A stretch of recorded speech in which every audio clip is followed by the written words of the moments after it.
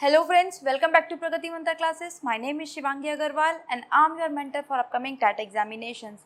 So students, जैसा कि previous lecture में हम लोगों ने देखा इंडस रिवर ड्रेनेज सिस्टम के बारे में, यानी कि जो था हमारा सिंधु प्रवाह तंत्र, उसके बारे में हमने देखा। आज हम एक सबसे इम्पॉर्टेंट प्रवाह तंत्र के बारे में देखेंगे, समझेंगे, जो कि है हमारा गंगा ड्रेनेज सिस्टम, यानी कि गंगा अपवाह तंत्र।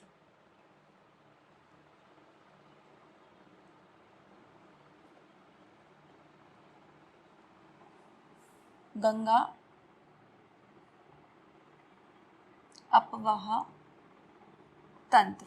अब देखो स्टूडेंट्स, आज के लेक्चर में हम लोग क्या समझेंगे एक्चुअली कि जो गंगा रिवर है इसका ओरिजिनेशन कैसे हुआ है, क्या ये एक ही धारा है या फिर बहुत सारी धाराएं इसमें आके मिल जाती हैं, फिर कहाँ पे कौन कौन सी धाराएं मिलती हैं, उन जगहों को क्या बोला जाता है, इन सब के बारे में हम एक एक करके देखेंगे। तो चलिए शुरू करते हैं। तो ये जो सारी कहानी हमारी घूमेगी, ये घूमेगी हमारी उत्तराखंड स्टेट के लिए, यानी कि जो है हमारा यूके। अब इस उत्तराखंड स्टेट में आपको 4 मेन पॉइंट याद रखने हैं। वो क्या क्या? वो ये कि एक तो आपको याद रखना है यहाँ पे यमुनोत्री ग्लेशियर,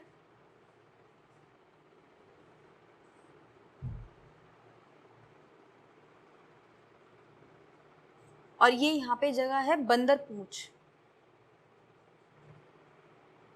बंदरपूछ पर है यमुनोत्री ग्लेशियर। फिर इसी तरीके से आपको याद रखना है यहाँ पे गंगोत्री ग्लेशियर,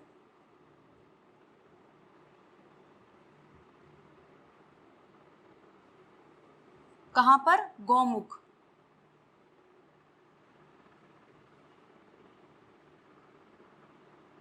इसके बाद हम लोगों ने दो बहुत फेमस जगहों के नाम सुने हैं। एक तो है हमारे पास केदारनाथ और एक है हमारे पास बद्रीनाथ। तो केदारनाथ में आपको मिलता है चोरावरी ग्लेशियर,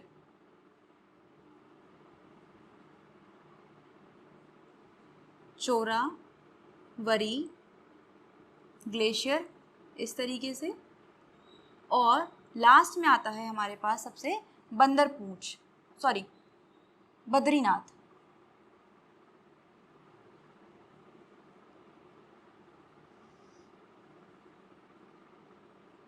और यहाँ आपको मिलेगा सतोपंथ ग्लेशियर।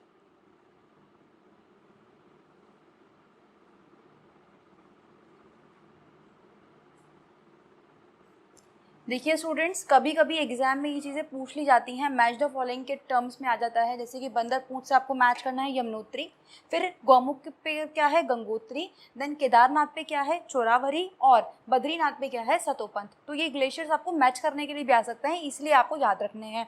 अब हम शुरू करते हैं समझना कि ये जो सारे ग्लेशियर्स हैं इनसे निकलती हैं कुछ धाराएं। उन धाराओं के हमें सबसे पहले नाम देखने हैं कि वो कौन कौन सी हैं। तो यमुनोत्री से, जैसे कि नाम से ही समझ में आ रहा है, यहाँ से हमारी निकलती है यमुना रिवर।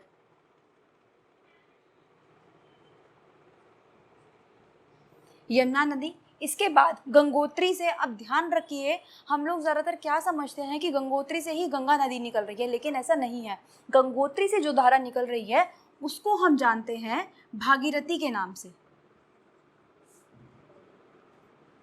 भागीरथी के नाम से। और केदारनाथ से जो रिवर निकल रही है उसको हम बोलते हैं मंदाकिनी।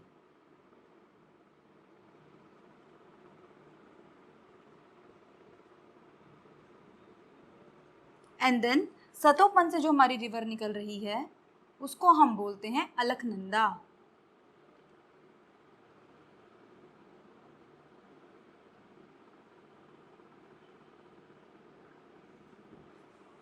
तो अब जिस तरीके से आपको वो पीक से ग्लेशियर मैचिंग करवाने के लिए दे सकता है, इसी तरीके से वो इनमें भी मैचिंग कराने के लिए दे सकता है कि बद्रीनाथ से कौन सी धारा निकल रही है, गंगोत्री से कौन सी धारा निकल रही है। तो ये भी आपको याद रखना है, गंगोत्री से निकल रही है भागीरथी, केदारनाथ से निकल रही है मंदाकिनी, और बद्रीनाथ से निकल रही है हमारी अलकनंदा रिवर। अब हमें ये समझना है कि किस तरीके से यहाँ पे होता है प्रयाग का निर्माण।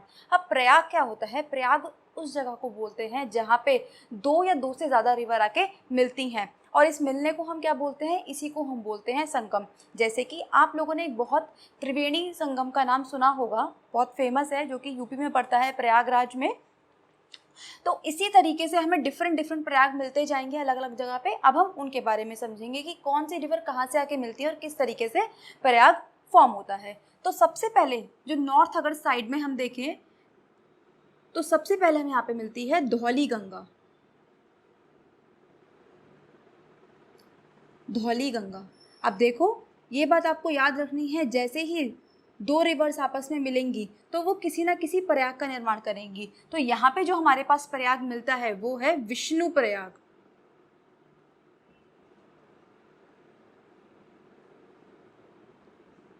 विष्णु प्रयाग। और ध्यान रखिएगा, अभी हम जितने भी प्रयाग पढ़ेंगे स्टूडेंट्स, उनका भी आप याद रखिएगा कि वो सारे के सारे अलकनंदा रिवर के साथ फॉर्म हो रहे हैं। तो ये याद रखने में आपको इजी रहेगा कि जितने भी प्रयाग हैं, जितने भी रिवर्स हैं, वो सब कहाँ मिलेंगी, अलकनंदा रिवर में मिलेंगी। यानी कि जो हमारी अलकनंदा रिवर है वो हमारी बन जाती है मुख्य नदी, और ये सारी हमारी बन जाती है एक तरह से उसकी सहायक नदियाँ। इसके बाद आती है हमारे पास एक river, Nandakini river. Nandakini river, और जैसे ये नंदाकिनी है इसी से इसका नाम पड़ा हुआ है नंद प्रयाग।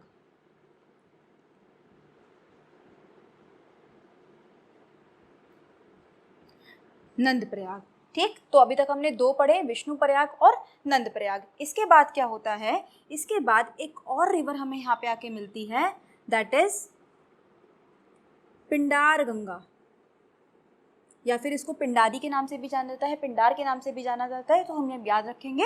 और यहाँ पे जो प्रयाग फॉर्म होता है वो है हमारे पास कर्ण प्रयाग। कर्ण प्रयाग। इस तरीके से अभी तक हमने कितने, 3 प्रयाग देख लिए। अब देखो ये जो मंदाकिनी रिवर है स्टूडेंट्स, ये आके हमारी इस अलकनंदा रिवर में मिलती है और यहाँ पे ये निर्माण करते हैं रुद्र प्रयाग के। रुद्र प्रयाग। अब ये दोनों धाराएं मिलकर हमारी मिल जाती हैं इस भागीरथी रिवर से, और यहीं पर निर्माण होता है देव प्रयाग का।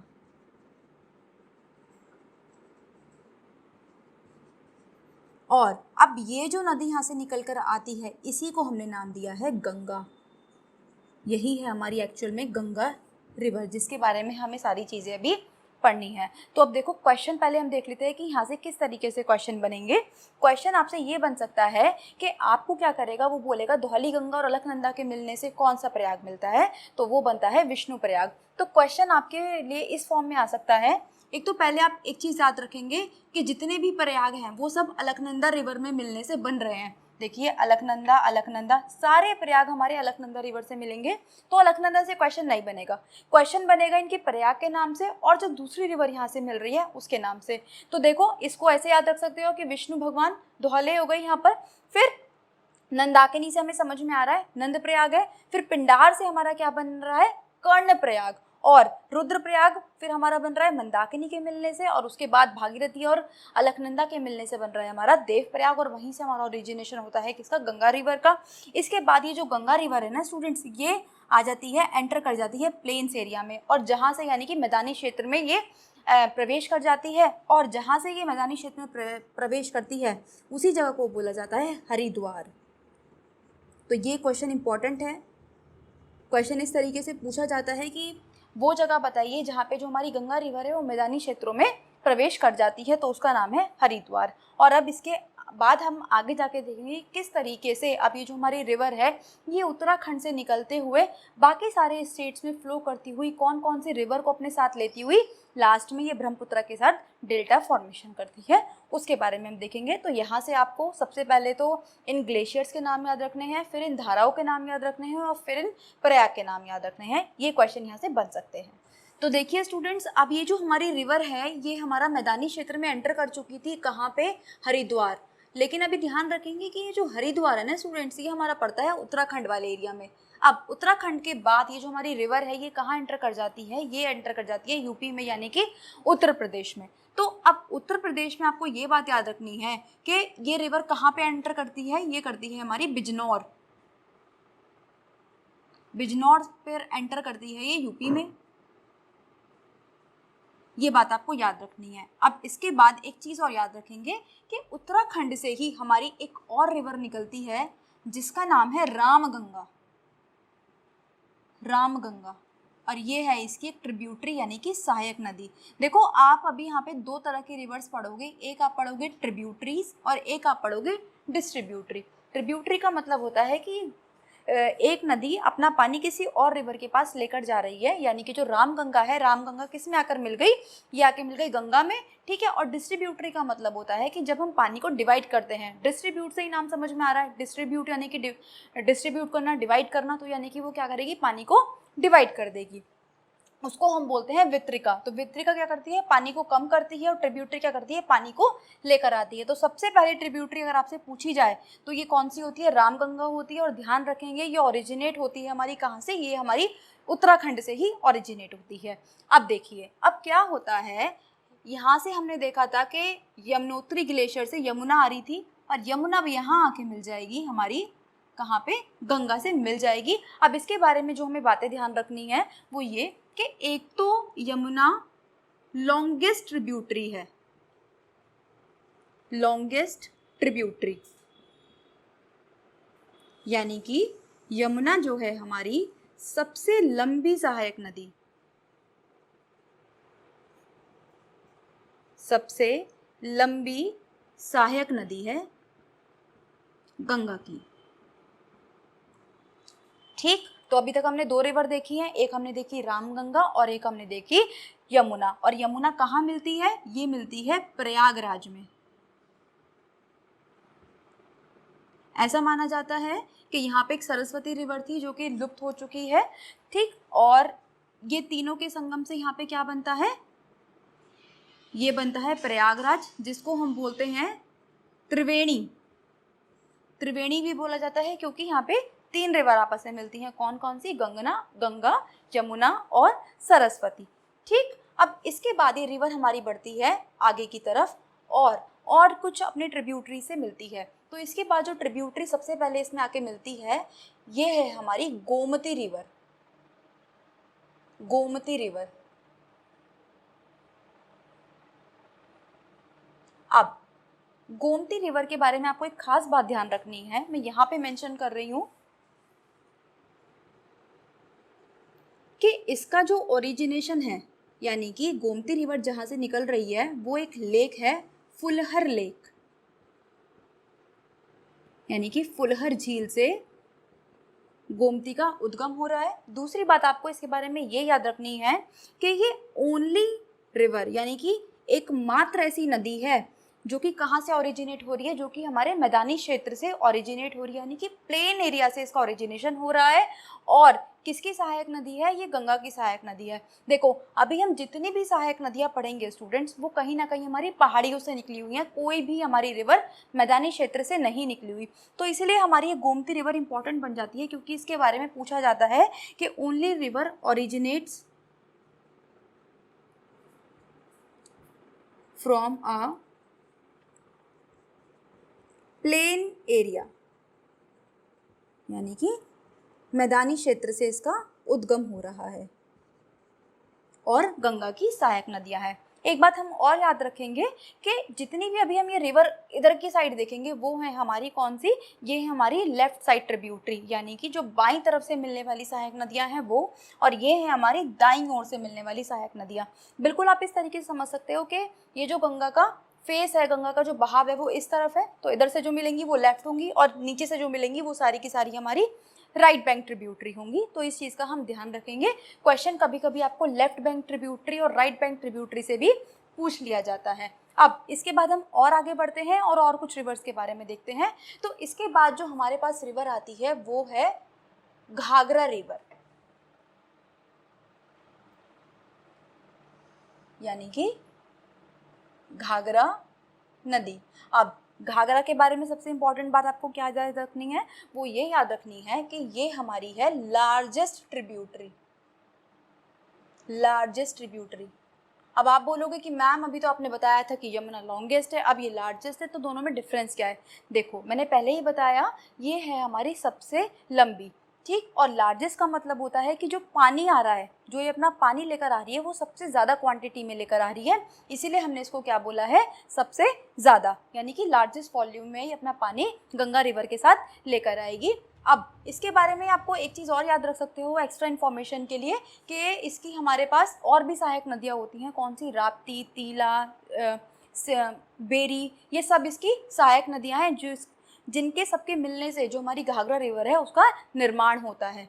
तो इसके बाद जो रिवर हमें मिलती है वो है हमारी गंडक रिवर, गंडक नदी।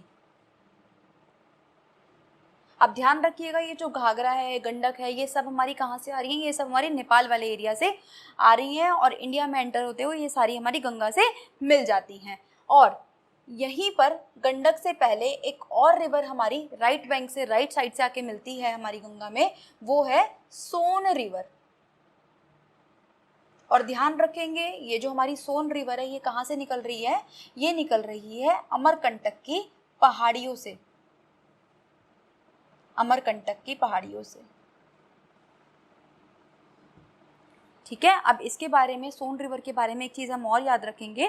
क्वेश्चन ये पूछा जाता है सोन रिवर के बारे में कि गंगा की उस सहायक नदी का नाम बताइए जो कि दक्षिण से उत्तर की तरफ आकर हमारी गंगा नदी में मिल जाती है। तो एकमात्र ऐसी नदी जो दक्षिण से आ रही है और नॉर्थ की तरफ मूव करते हुए गंगा रिवर में मिल जाती है वो है सोन रिवर। कहाँ से निकल रही है? अमरकंटक की पहाड़ियों से निकल रही है। अमरकंटक की पहाड़ियाँ आपको कहाँ मिलेंगी? ये मिलेंगी आपको मध्य प्रदेश में। यहाँ से एक क्वेश्चन और पूछा जाता है स्टूडेंट्स कि दो ऐसी नदियों का नाम बताइए जो कि अपोजिट डायरेक्शन में फ्लो करती हैं, एक ही जगह से निकलेंगी लेकिन अपोजिट डायरेक्शन में फ्लो करेंगी। तो ध्यान रखिए, अमरकंटक से एक और नदी निकलती है जो कि नीचे की तरफ जाती है और उसको हम बोलते हैं नर्मदा नदी, नर्मदा रिवर। तो ये क्वेश्चन यहाँ से पूछा जाता है। जब हम लोग हिल्स वाला पार्ट करेंगे तब मैं आपको ये चीज़ें बताऊंगी, लेकिन अभी के लिए हम इतना याद रख सकते हैं। अभी आप सोच रहे होंगे कि ऐसा कैसे पॉसिबल है कि एक रिवर नीचे जा रही है और एक रिवर ऊपर जा रही है। तो देखो, ये पहाड़ी ना कुछ इस तरीके से है। अब क्या हो रहा है, पहाड़ी से रिवर हमारी इस डायरेक्शन में भी जा रही है, रिवर्स इस डायरेक्शन में भी, इस तरफ भी, इस तरफ भी, और इसी को हम बोलते हैं रेडियल ड्रेनेज पैटर्न। रेडियल का मतलब होता है कि रेडियल कैसी होती है, रेडियस का मतलब क्या होता है कि सर्कल बीच में सेंटर है और यहाँ से मैं जितनी भी लाइनें बना दूंगी ये सब रेडियस बनाएंगी। इसी तरीके से मान लीजिए कि अमरकंटक की पहाड़ियाँ हैं, अब यहाँ से चारों तरफ नदियाँ बह रही हैं, तो एक नदी ऊपर जा रही है, एक नदी नीचे जा रही है। तो जो ऊपर जा रही है वो हमारी सोन रिवर है और गंगा की सहायक नदी बन जाती है, और नीचे जाने वाली नदी हमारी कौन सी है? नर्मदा रिवर। तो याद रखेंगे ये कौन सी पहाड़ियाँ हैं? अमरकंटक की पहाड़ियाँ हैं। कहाँ पर है? मध्य प्रदेश में है। ठीक है जी, अब ये हो गया गंडक की बात। ठीक, अब इसके बाद हम और आगे बढ़ते हैं और हम आ जाते हैं हम बिहार की साइड पे। और बिहार में जो सबसे पहली नदी हमारी आके मिलती है वो है हमारी कोसी रिवर, कोसी नदी। इसी को हम बोलते हैं, ये तो आपने बहुत फेमस क्वेश्चन है, हम हमेशा सुनते हैं, कोसी को ही बोला जाता है बिहार का शोक, यानी कि सॉरो ऑफ बिहार। ऐसा क्यों बोला जाता है स्टूडेंट्स? ऐसा इसलिए बोला जाता है कि जो कोसी रिवर का रास्ता है वो अपना रास्ता ना हर साल चेंज करती है, और जिसकी वजह से होता क्या है, बिहार में हर साल बाढ़ आती है, लाखों लोगों के घर खराब हो जाते हैं। इसी वजह से इसको बिहार का शोक भी बोला जाता है। अब देखिए, कोसी के बाद एक और रिवर है जो हमें बिहार में मिलती है, शायद जिसका नाम आपने ना सुना हो, वो है महानंदा रिवर, महानंदा रिवर, यानी कि महानंदा नदी। और ये दोनों कहाँ मिलती हैं? ये दोनों में मिलती हैं बिहार में, याद रखेंगे इस चीज़ को। वैसे बिहार की सबसे इंपॉर्टेंट रिवर कोसी है, जो कि हमारी कहाँ के मिल जाती है? गंगा रिवर में आके मिल जाती है। अब इसके बाद देखो, हमने 3 स्टेट्स पढ़ लिए अपने, कि ये हमारी रिवर उत्तराखंड से होते हुए यूपी में प्रवेश करते हुए बिहार से होते हुए इसके बाद ये पहुँच जाती है झारखंड में। झारखंड में ये हल्का सा उसको टच करती है और फिर ये मूव कर जाती है वेस्ट बंगाल, यानी कि पश्चिम बंगाल की तरफ। और अब पश्चिम बंगाल में आपको क्या मिलेगा? यहाँ पे आपको मिलेगा फरक्का बैराज। ये इंपॉर्टेंट है, फरक्का बैराज। अब इस फरक्का बैराज ने क्या करा है स्टूडेंट्स? इस फरक्का बैराज ने इसके पानी को, यानी कि गंगा के पानी को डिवाइड कर दिया। और किस में डिवाइड कर दिया? यहाँ से हमें एक रिवर देखने को मिलती है एक तरह से, वो है हमारी हुगली रिवर, और जिसके किनारे पे हम जानते हैं हमारी एक बहुत इंपॉर्टेंट शहर बसा हुआ है जिसको हम जानते हैं कोलकाता के नाम से। तो ये हम याद रखेंगे, हुगली रिवर, कहाँ मिलेगी आपको? वेस्ट बंगाल में मिलेगी। कौन सी सिटी के पास मिलेगी? ये मिलेगी आपको कोलकाता सिटी के पास। अब देखिए, ये जो इसकी मेन स्ट्रीम थी वो निकल जाती है आगे, और आगे जाके ये पहुंच जाती है बांग्लादेश में, और जहाँ इसको जाना जाता है पद्मा के नाम से। ये बात आप याद रखेंगे, ये क्वेश्चन पूछा जाता है कि बांग्लादेश में गंगा को किस नाम से जाना जाता है। और ऊपर से अभी हम देखेंगे जब हम ब्रह्मपुत्र रिवर सिस्टम पढ़ेंगे कि ब्रह्मपुत्र रिवर आती है और यहाँ पर पद्मा के साथ मिलकर विश्व का सबसे बड़ा डेल्टा यानी कि सुंदरबन डेल्टा का निर्माण करती है। लेकिन उस केस को हम बाद में देखेंगे, पहले अब हम हुगली के बारे में पढ़ते हैं। तो देखिए, अब ये जो हमने इस पानी के बहाव को यू टर्न लेके मोड़ दिया, तो यहाँ से छोटा नागपुर प्लेटू पड़ता है, यानी कि छोटा नागपुर पठार।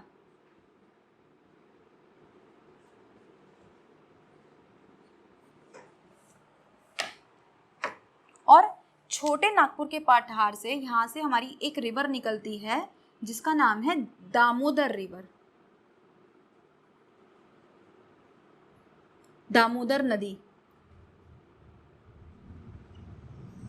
और ये कहाँ ये मिल जाती है? हुगली रिवर में। और ध्यान रखेंगे कहाँ पे मिलती है? ये हमें मिलती है डायमंड हार्बर के पास, यानी कि जो हमारा डायमंड बंदरगाह है उसके पास ये जाके हुगली रिवर से मिल जाती है। अब दामोदर रिवर के बारे में भी हमें एक बात का ध्यान रखना है कि दामोदर रिवर को सौरो ऑफ वेस्ट बंगाल कहा जाता है, यानी कि पश्चिम बंगाल का शोक कहा जाता है, क्योंकि जिस तरीके से कोसी रिवर की वजह से बिहार में हर साल बाढ़ आती है, उसी वजह से जो दामोदर रिवर है उसकी वजह से भी हर साल वेस्ट बंगाल में हमें ज़्यादातर बाढ़ देखने को मिलती है। एक क्वेश्चन और बनता है दामोदर रिवर से, अगर क्वेश्चन आ जाता है कि इंडिया की सबसे ज़्यादा पॉल्यूटेड रिवर बताइए, तो वो दामोदर ही है। दामोदर अभी तक इंडिया की सबसे ज़्यादा प्रदूषित नदी घोषित हो चुकी है।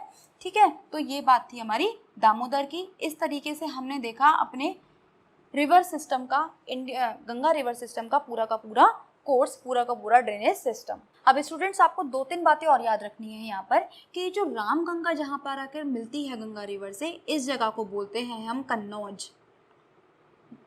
और कन्नौज की एक फेमस बात हम जानते हैं कि यहाँ के परफ्यूम यानी कि जो इत्र है यहाँ के बहुत फेमस है। इसके बाद ये जो सोन रिवर है स्टूडेंट्स, ये मिलती है पटना में।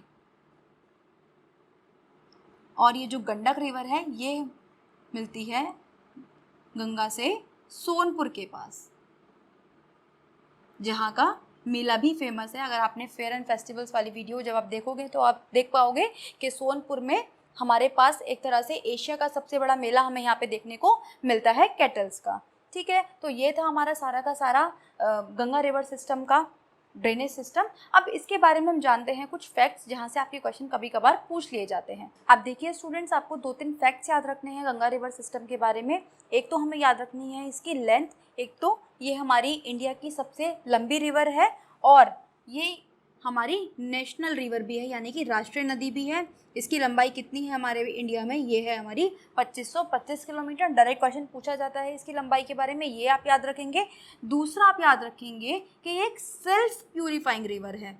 सेल्फ प्यूरिफाइंग रिवर का मतलब होता है कि ये स्वतः ही अपने आप ही अपने जल को शुद्ध कर सकती है। ऐसा क्यों होता है? ऐसा इसलिए होता है क्योंकि इसमें पाया जाता है एक स्पेशल टाइप का बैक्टीरिया, बैक्टीरियोफेजिस नाम का, जिसका काम ही होता है कि जो इसमें कीटाणु होते हैं या फिर जो जर्म्स आ जाते हैं उनको खाना, उनको ख़त्म करना। इसीलिए आपने सुना होगा कि गंगा जल में कभी भी कीड़े नहीं पड़ते, उसका रीज़न यही है। दूसरा, आपको इसके बारे में नेक्स्ट पॉइंट जो आपको याद रखना है वो ये याद रखना है कि क्वेश्चन पूछा जाता है कि कितने स्टेट से पास होती है, तो हम ध्यान रखेंगे 5 स्टेट से पास होती है।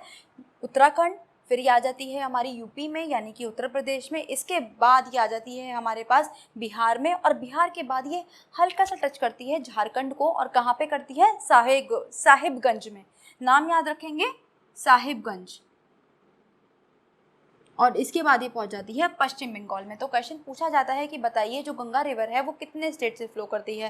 तो जनरली स्टूडेंट्स को क्या 4 ही स्टेट्स पता होते हैं कि उत्तराखंड से मैदानी क्षेत्र में एंटर करते हुए ये कहाँ आ जाती है? यूपी में आ जाती है, फिर हम सोचते हैं बिहार में, और फिर हम सोचते हैं वेस्ट बंगाल में। लेकिन नहीं, ऐसा नहीं है, झारखंड से भी हल्का सा फ्लो करती है, तो 5 स्टेट बन जाते हैं। नेक्स्ट क्वेश्चन इसके बारे में बनता है कि इसमें एक खास तरह की डॉल्फिन मिलती है हमें, जिसको हम बोलते हैं गैंगेटिक डॉल्फिन, और जिसको हमने अपना राष्ट्रीय यानी कि नेशनल एक्वेटिक एनिमल भी हमने उसको घोषित करा गया है, बहुत फ्रेंडली है। अभी जब हम लास्ट में देखेंगे कि जब हम एक टॉपिक पढ़ेंगे नेशनल फेस्टिवल्स और नेशनल सिंबल्स, उसमें हम देखेंगे गैंगेटिक डॉल्फिन के बारे में।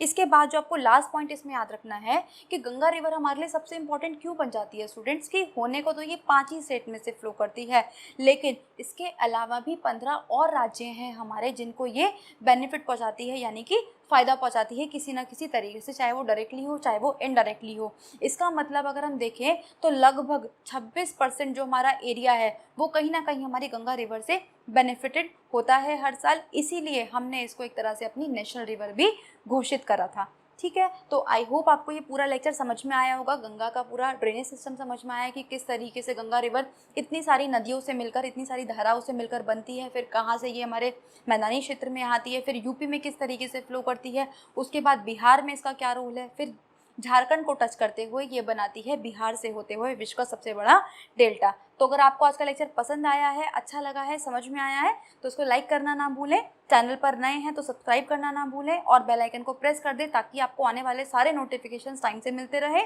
डिस्कशन के लिए आप हमारा टेलीग्राम चैनल भी ज्वाइन कर सकते हैं जिसका लिंक आपको डिस्क्रिप्शन बॉक्स में दिया गया है। तो मिलते हैं नेक्स्ट क्लास में, स्टिल देन पढ़ते रहिए, ऑल दी वेरी बेस्ट।